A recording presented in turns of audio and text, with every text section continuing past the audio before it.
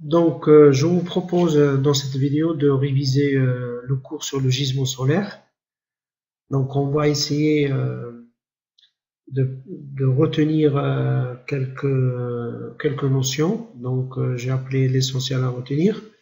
Pour cela, je vais utiliser les diaporamas de Kalituner.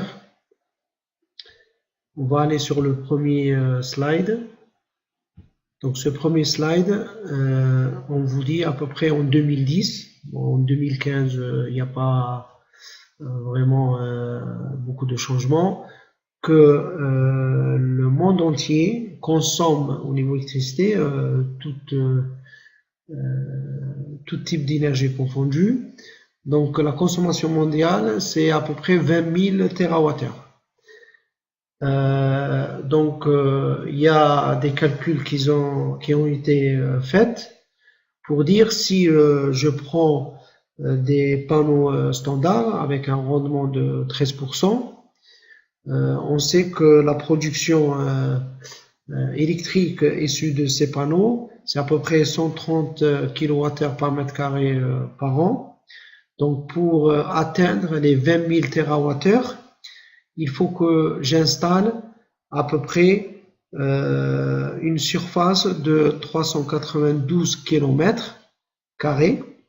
Si j'installe cette surface-là en panneau photovoltaïque, je vais produire à peu près les 20 000 TWh que l'humanité a besoin.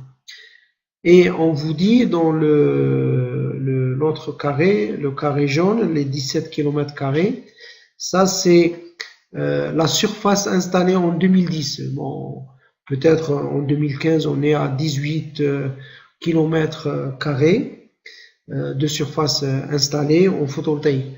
Donc on voit bien qu'il y a la marge. Autant plus que cette surface de 392 km², ça correspond à un quart de la surface de la Terre. Donc le point à retenir, c'est dire que le Soleil fournit en permanence 11 250 fois la consommation de l'humanité entière et qu'il suffit d'installer le quart de la superficie de la France en module pour couvrir la totalité des besoins mondiaux. Voilà pour ce premier point. Le deuxième point, c'est ce deuxième slide qui parle un petit peu du rayonnement solaire dans le monde en kilowattheure par mètre carré par an. Kilowattheure, ça veut dire l'énergie solaire. On vous dit à peu près par an, au minimum, on peut atteindre les 500 kWh par mètre carré par an. Et on voit bien que dans le monde, on peut atteindre, il y a des régions, bon, ils sont minimes, on peut atteindre les 2300 kWh par mètre carré. Ici en Europe, ou bien au sud de l'Europe, facilement on peut atteindre les 1500-1700 kWh par mètre carré. Et surtout en Équateur, et surtout on a à peu près 6 mois où il fait beau, donc là on peut atteindre les 2000 kWh par mètre carré. Donc le point à retenir, c'est que les radiations ou le rayonnement, c'est pareil, c'est la notion de l'énergie. Sur le plan horizontal, c'est-à-dire si j'installe des panneaux au sol, dans le monde est comprise entre 600 et 2300 kWh par mètre carré. Alors qu'en France, on verra avec le slide qui va venir, c'est que elle est comprise entre 800 et 1700 kWh par mètre carré. Donc on le voit ici, qu'à Lille, à peu près, on est à 800 kWh par mètre carré, et que côté Nice ou bien la Corse, on peut atteindre les 1600 kWh par an. Donc on peut prendre une moyenne, c'est 1300 kWh par mètre carré. Donc le point à retenir, c'est qu'on peut estimer que l'ensoleillement annuel moyen en France en kWh par mètre carré, c'est 1300 kWh par mètre carré.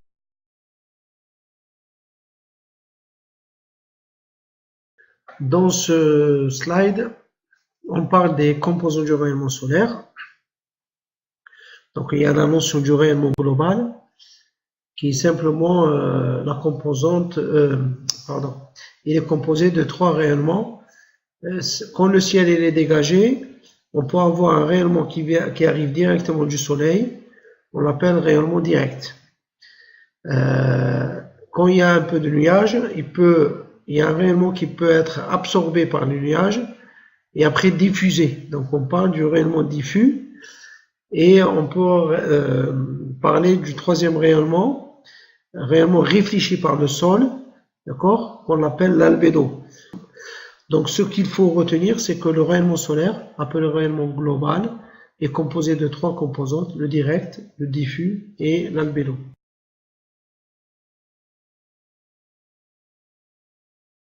Donc, dans ce slide, on parle un petit peu du mouvement de la Terre autour du Soleil. Donc, je vous ai montré avec une application Terre. Donc, la Terre tourne autour du Soleil en décrivant une ellipse. Donc, ça, on le sait. Il y a 4 saisons. Ce qu'il faut savoir, c'est que la hauteur maximum du Soleil, elle varie suivant les saisons. Et pour retrouver la hauteur, on a à peu près les 3 équations avec lesquelles on peut retrouver facilement la hauteur maximale du Soleil suivant les saisons. La première des choses, il faut savoir que la Terre, elle est un peu inclinée, donc cette déclinaison, elle vaut 23 degrés par rapport à l'axe horizontal. Donc en hiver, le rayonnement ici, on voit bien que la hauteur maximale ici, c'est là on a à peu près 90 degrés. Donc j'enlève les 23 qui correspondent à la déclinaison, j'enlève le phi, c'est la latitude du lieu, donc c'est les coordonnées GPS du lieu, ça, en sachant que par exemple à Toulouse, on a dit c'est à peu près 43 degrés. Ici au équinoxe printemps ou bien l'automne, la hauteur maximale c'est 90 moins la latitude, donc on le voit ici, il n'y a pas de déclinaison par rapport à l'observateur. Ici en été, la déclinaison elle est en avantage par rapport à nous, donc ça fait ici vous avez les 90 plus les 23 moins la latitude pour retrouver la hauteur. Voilà. Donc le point à retenir ici, c'est que il y a plusieurs points, donc l'inclinaison ou la déclinaison, l'inclinaison de l'axe de rotation de la Terre dans la direction Terre-Soleil est de 23 degrés, ce qu'on appelle la déclinaison. La hauteur du Soleil dépend de la latitude du lieu et de la saison. Donc en France métropolitaine, au solstice d'hiver, la hauteur maximale elle peut être c'est 90 degrés moins les 23 moins la latitude. Au solstice d'été, c'est 90 plus 23 moins la latitude. Et au printemps, ou bien en automne, c'est 90 moins phi. Avec ces équations-là, on retrouve facilement la hauteur maximale. Un point à retenir, la latitude du site en France métropolitaine est comprise entre 43 Perpignan, 53 Dunkerque et pour info à Ajaccio c'est 42 degrés. On va parler un peu de la trajectoire annuelle et journalière du Soleil. Puisqu'on habite dans l'hémisphère nord, donc le Soleil il va se lever pour se diriger vers le sud. Donc il y a la notion d'azimut. C'est que le Soleil, il se lève de l'Est pour se coucher vers l'Ouest, sachant qu'il passe par le Sud, puisqu'on est dans l'hémisphère Nord. Et ceux qui habitent dans l'hémisphère Sud, le Soleil, ils vont voir le Soleil qui se lève de l'Ouest et se couche vers l'Est en passant par le Nord. Donc la notion d'azimut, c'est que on considère la direction sud à 0 degré et en partant vers l'est, on compte les degrés en négatif. Ça veut dire l'est par rapport au sud, c'est moins 90 degrés. Et l'ouest, ça sera plus 90 degrés.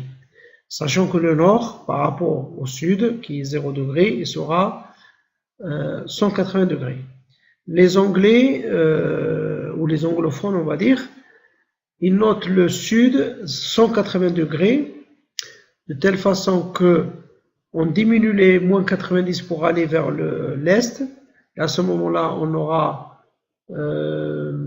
90 degrés, c'est l'est. Le sud, c'est 180. L'ouest, ça sera 270. Et le nord, ça sera 360 degrés. Après, il y a la hauteur du soleil, sachant que le zénith, c'est quand le soleil, il va monter jusqu'à une hauteur de 90 degrés. Donc, c'est pas le cas en Europe, mais c'est le cas dans les villes de l'équateur. Voilà. Donc, les villes de l'équateur, comme le Congo par exemple, ou le Mexique, ils vont voir que à midi solaire, le soleil, il est au-dessus de leur tête, ça veut dire il a une hauteur à peu près de 90 degrés. Donc, dans ce slide-là, on montre un exemple comme quoi le soleil dans l'équinoxe été ou d'automne, c'est-à-dire 21 septembre ou 21 mars, il va se lever exactement à l'est pour se coucher vers l'ouest.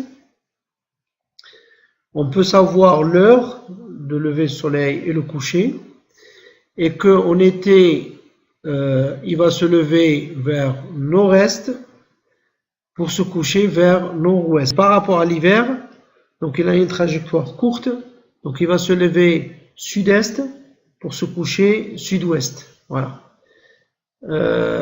Donc le point à retenir, c'est que la connaissance de l'azimut est indispensable pour le calcul de l'angle d'incidence des rayons sur une surface non horizontale.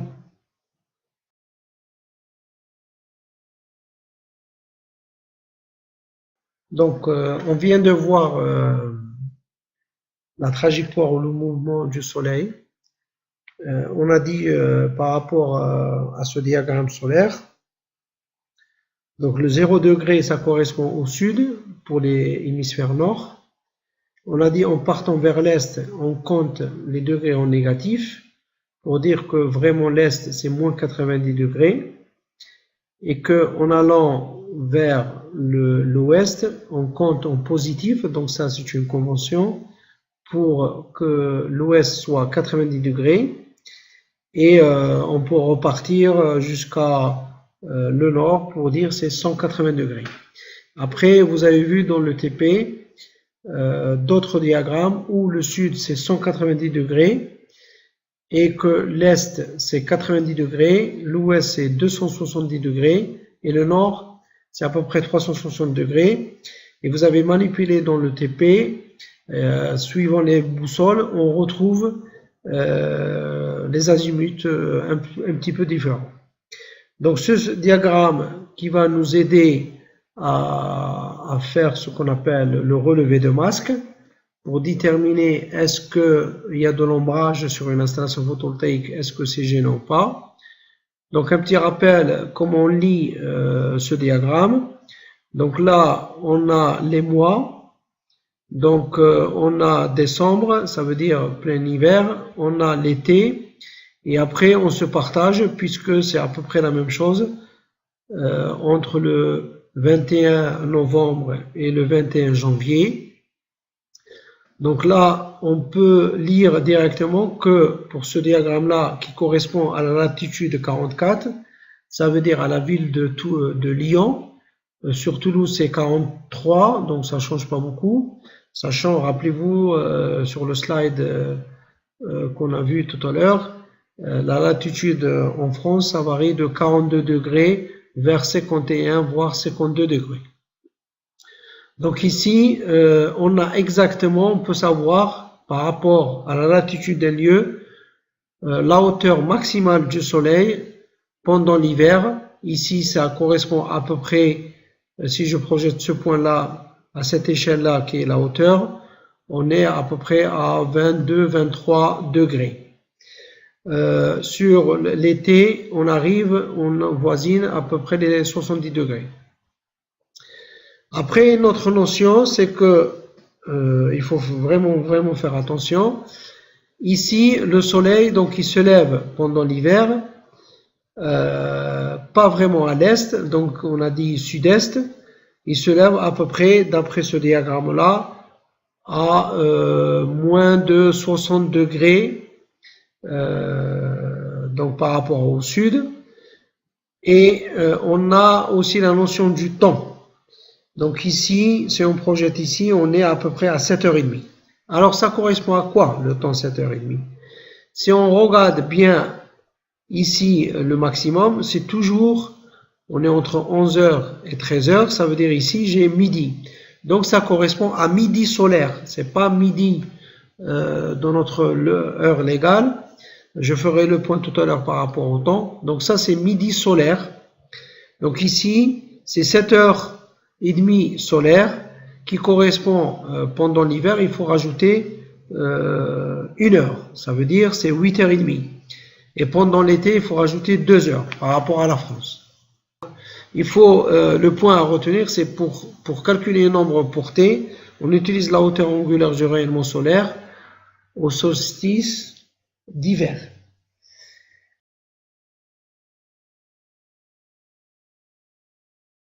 Donc là, je reprends quelques points clés pour le relevé des masques, donc chez NTP qu'on a fait la dernière fois. Où je vous rappelle, vous avez pris les boussoles, les deux diagrammes qui étaient différents. Donc ici, on vous dit, au départ, on va repérer la présence d'obstacles, un arbre, un lampadaire, comme c'était le cas sur les obstacles qui étaient devant le mécosone, ou bien un bâtiment, etc. Donc après, on va identifier les points clés qui doivent représenter la globalité des obstacles. Rappelez-vous, sur l'arbre, on a pris quelques points significatifs et après on l'a tracé à la main. Et par rapport à chaque point, on va mesurer les angles, donc l'azimut et la hauteur angulaire, en utilisant à la fois la boussole et le clinomètre. Après, on va reporter ces points-là sur les diagrammes solaires et après, on va essayer de faire une estimation. Est-ce que l'ombre ou le masque, il va perturber un petit peu les performances de l'installation ou pas. Et après, ça on l'a pas vu, mais on peut aussi avec le sonnail, l'appareil électronique, faire le relevé des masques et l'introduire dans un logiciel de dimensionnement. Donc ici, un petit rappel vite fait. Ici, on est ce qu'on voit, c'est-à-dire on est sur une installation photovoltaïque au bas des panneaux photovoltaïques, et ce qu'on voit, on voit une maison, c'est la maison du voisin ici, avec un sapin, avec une petite arbre. Donc par rapport à mon niveau, je vois ce morceau-là de la maison, ce morceau du sapin et ce petit morceau de l'arbre. Donc, et là, on voit un petit peu l'azimut pour ces points-là et un petit peu la hauteur. Donc, à chaque fois, on va prendre le point. Donc, celui-là, on prend l'azimut, sachant que la hauteur, c'est 0. Là, une petite hauteur. Ici, on a une hauteur de 20 degrés avec l'azimut qui est moins 40 degrés, etc. On reporte ce point-là. Là, on vous dit, c'est-à-dire l'appareil comme on a au lycée, ce que vous avez utilisé, le clinomètre avec la boussole. Donc, c'est une façon pour repérer la hauteur en même temps l'azimut. Donc ici, on se retrouve par exemple pour cet exemple-là, un masque. Est-ce qu'il est gênant ou pas? On voit par exemple, si on veut commenter ce masque-là, pendant l'hiver, toute l'après-midi, on a de l'ombrage. Le mois de décembre jusqu'à le mois octobre, etc. Ici, un petit peu aussi. Et là, pendant l'été, même pendant l'été, le matin et vers la fin de la journée, on n'a pas de projection. Donc c'est un masque un petit peu gênant. On peut perdre facilement ici entre, à la louche visuellement, entre 10% voire 15%. Donc ici, il faut trouver une solution pour, euh, pour améliorer ce paysage. Voilà. Donc la maison du voisin, on ne peut pas l'enlever, le sapin, on peut, mais on voit bien que c'est la maison qui nous gêne. Donc le point à retenir de façon générale, le relevé des masques, donc c'est calcul de l'ombre portée, est fondamental pour déterminer les performances de l'installation.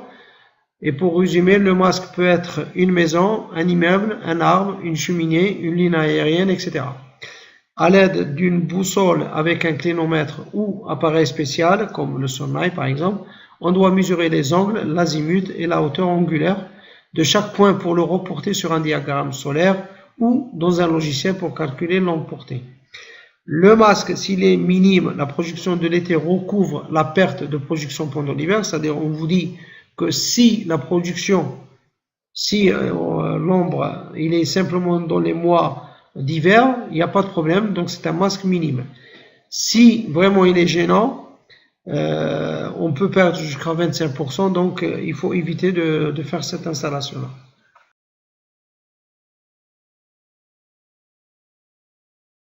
Donc maintenant, on va reprendre un petit peu le cours pour revoir quelques notions qui n'étaient pas mentionnées dans le dictionnaire et que peut-être vous aurez dans le contrôle de jeudi.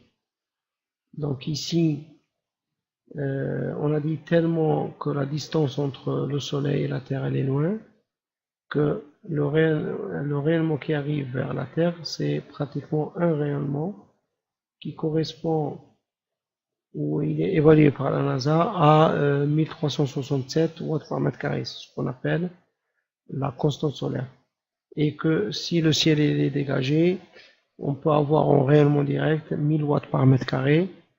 Et 1000 watts par mètre carré, ça correspond à des conditions standards pour tester les panneaux ou bien les performances d'une installation photovoltaïque. L'autre point, c'est la masse d'air, ou l'air mass, pardon, en anglais. Donc, c'est le rapport entre l'épaisseur d'atmosphère traversée par le rayonnement direct pour atteindre le soleil et l'épaisseur traversée à la verticale du lieu. Autrement dit, si le rayonnement solaire ne traverse pas l'atmosphère, c'est AM0, AM1 quand il traverse une couche d'atmosphère, AM1,5 quand il traverse une couche et demie d'atmosphère. On peut le voir autrement, c'est par rapport à la hauteur du soleil par rapport au sol. Donc quand le soleil il est au zénith, ça veut dire il fait un angle de 90 degrés, c'est AM1. Quand il fait un angle de 48 degrés à peu près, c'est AM1,5. Quand il fait un angle de 30 degrés à peu près, c'est AM2.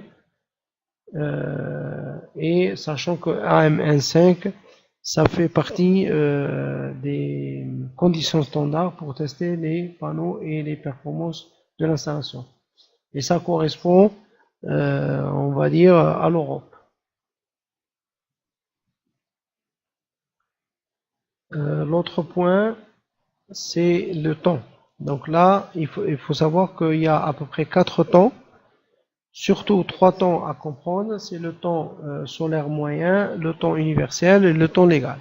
Alors, le temps solaire moyen, ça veut dire que c'est pas vrai, on va dire que la Terre elle tourne sur elle-même en 24 heures.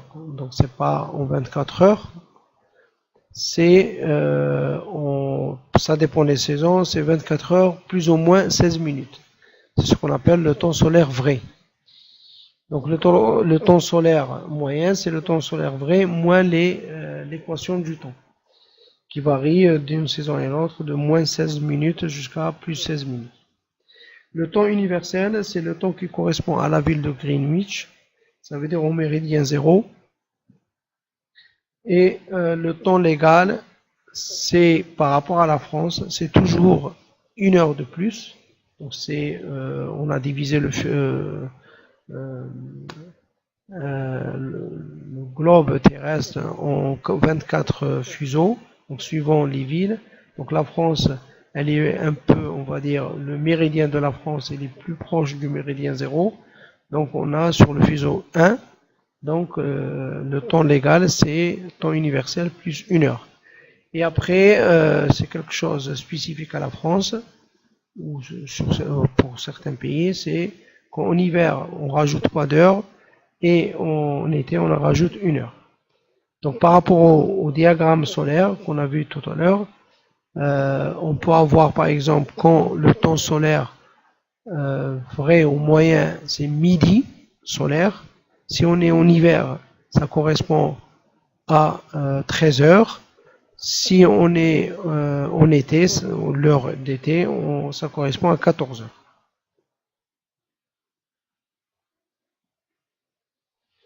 Une autre notion, c'est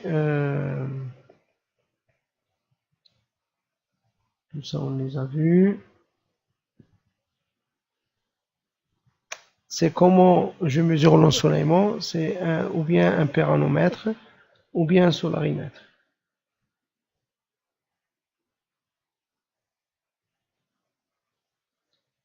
Après, vous avez la notion d'albédo qu'on va revoir dans la leçon 6.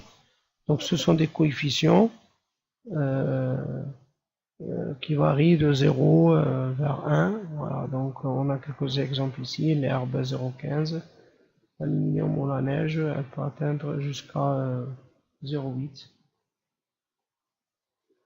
Notion aussi la différence entre l'irradiation ou le rayonnement et l'ensoleillement et l'éclairement. Donc l'irradiation ou rayonnement, c'est une énergie, elle est évaluée en kWh par mètre carré. Et l'éclairement ou bien l'ensoleillement, c'est en watts par mètre carré, qui correspond à la puissance. Après tout ça, on les a vus, l'influence de la latitude. Un petit rappel, on l'a vu tout à l'heure précédemment, c'est que par exemple Toulouse c'est 43 degrés, le nord c'est à peu près 51, le sud c'est à peu près 41 degrés, la latitude des villes françaises. Après, on a pratiquement fini. Donc, je vous recommande aussi de revoir les questions de l'auto-évaluation et de revoir les questions libres. Voilà. Donc, ce jeudi-là, vous aurez un interro, un mélange entre un QCM et des questions libres. Donc, je vous dis bon courage, relire le cours, revoir la vidéo, et normalement, il n'y aura pas de problème pour avoir une moyenne. Je vous remercie et à la prochaine vidéo.